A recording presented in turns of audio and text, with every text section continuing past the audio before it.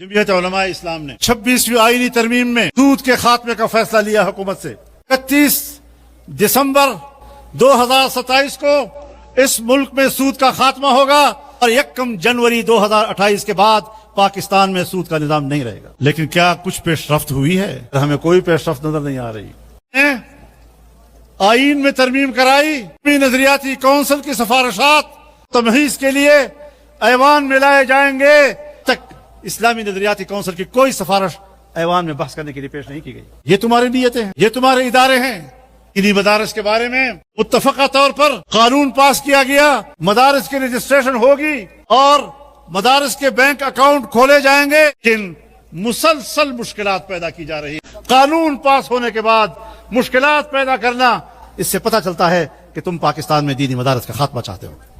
پاکستان کی تاریخ دیکھ لیں، جو اسلام کے نام پر بنا اسے آئین نہیں ملا، اور جب آئین ملا جمعیت علماء 7 اراکین کے ساتھ اسلام میرے قبلہ گاہ رحمہ اللہ کی قیادت میں اس نے پاکستان کو ایک اسلامی آئین دیا۔ پاکستان میں اسلام ایک مملکتی نظام قرار پایا، ملک کو اس بات کا پابند بنایا قانون سازی قرآن و سنت کے مطابق ہوگی، قرآن و سنت کے منافی کوئی قانون سازی نہیں ہوگی۔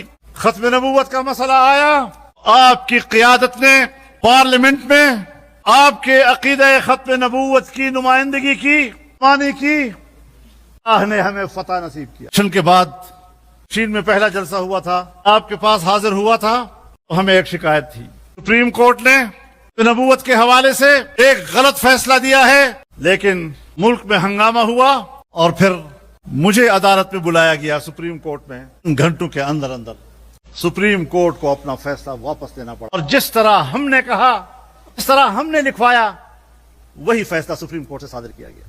ہم نے اپنی تحریک کے تسلسل میں نظریاتی لحاظ سے شکست نہیں کھائی، جو چیلنج سامنے آیا نے اللہ پر بھروسہ کرتے ہوئے مقابلہ کیا، اپنے ووٹر کو، اپنے کارکن کو، اپنی قوم کو، کے اسلامی جذبے کو ہم نے شرمندہ نہیں ہونے دیا۔ آج جمعیت علماء اسلام پاکستان کی سب سے بڑی عوامی قوت ہے، میں دعوے سے بات کر رہا ہوں۔ نعرہ تکبیر، ختم نبوت کا ترجمان۔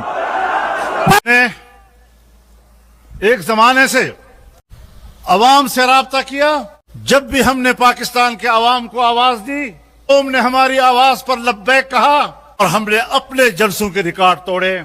عوام کیوں ہمارے آواز پر اکٹھی ہوتی ہے؟ پبلک کیوں ہمیں خوش آمدید کہتی ہے؟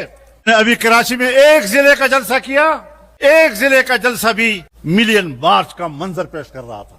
4 صوبوں میں عوام کے پاس جا رہے ہیں، وجود اس کے کہ ہم نشانے پر ہیں، ہمارے کارکنوں کو شہید کیا جا رہا ہے، ہمارے علماء کرام کو اور اساتذہ کرام کو گولیوں کا نشانہ بنایا جا رہا ہے، ہماری جماعت دہشت گردوں کی دہشت گردی کے زد میں ہے۔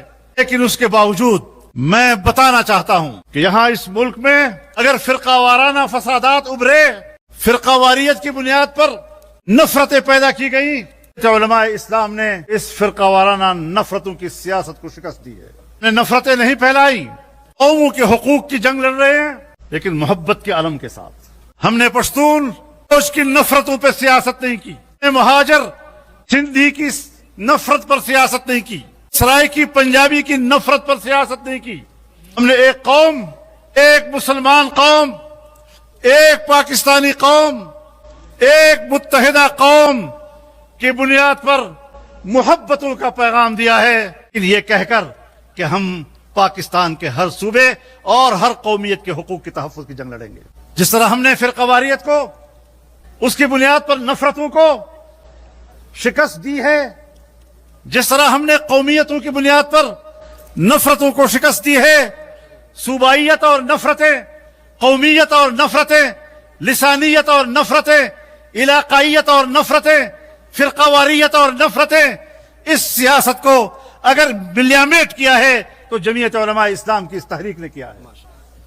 مغربی دنیا سرمایہ دارانہ نظام کو دوبارہ مستحکم کر رہا ہے، سرمایہ داریت سامنے آ رہی ہے، جمہوریت کو دفن کیا جا رہا ہے، اور یہاں پاکستان اور افغانستان کے علاقوں میں ایسی تنظیمیں موجود ہیں کہ جن کی باغ ڈور مغرب سے ہل رہے ہیں، وہ بھی جمہوریت کا خاتمہ کر رہے ہیں, یہ بھی جمہوریت کی بنیاد پر فتوے لگا رہے ہیں. یہ مذہب وہاں سے آ رہا ہے.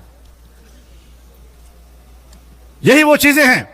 اس پاکستان میں اسرائیل کو تسلیم کرنے کی باتیں ہوئی, لابیوں نے کام شروع کیا, اور الحمدللہ جمعیت علماء اسلام نے کراچی میں پہلا ملین مارچ کیا, اور پھر ملک بھر میں تحریک چلائی, اور اسرائیل کو تسلیم کرنے کی سازشیں پاکستان میں شکست کھا گئی. یہ ہے جمعیت علماء کی سیاست.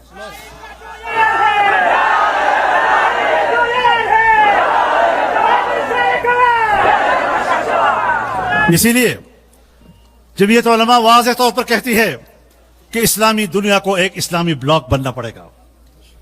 جمعیت علماء اسلام کا منشور ایک اسلامی بلاک کی بات کرتا ہے, اور جب سعودی عرب اور پاکستان کے درمیان دفاعی معاہدہ ہوا تو ہم نے اسلامی بلاک کی طرف اس کو ایک قدم قرار دے دیا, اور پاکستان نے اس کی حمایت کی.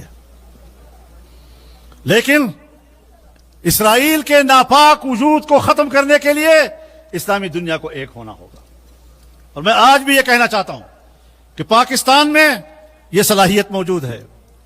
حکمرانوں کے عزم کا مسئلہ ہے, ان کی قوت ارادی کا مسئلہ ہے, وہ کمزور ہیں. حکمران کمزور ہیں, پاکستان کمزور نہیں. اور اگر ان حکمرانوں سے آپ توقع رکھتے ہیں کہ وہ اسلامی دنیا کے اتحاد کی طرف آگے بڑھیں گے, اور وہ عالمی استعمار کے خلاف آواز بنیں گے, وہ مغرب کے جبر کے خلاف لڑیں گے, ان سے ہمیں کوئی توقع نہیں ہے. جمعیت علماء کو آگے آنا ہوگا, اور انشاءاللہ ہم اس قوم کی نمائندگی کریں گے. آج بھی وقت ہے کہ پاکستان آگے بڑھے, سعودی عرب آگے بڑھے, مصر آگے بڑھے, ترکی آگے بڑھے, ایران آگے بڑھے, انڈونیشیا آگے بڑھے, ملائیشیا آگے بڑھے,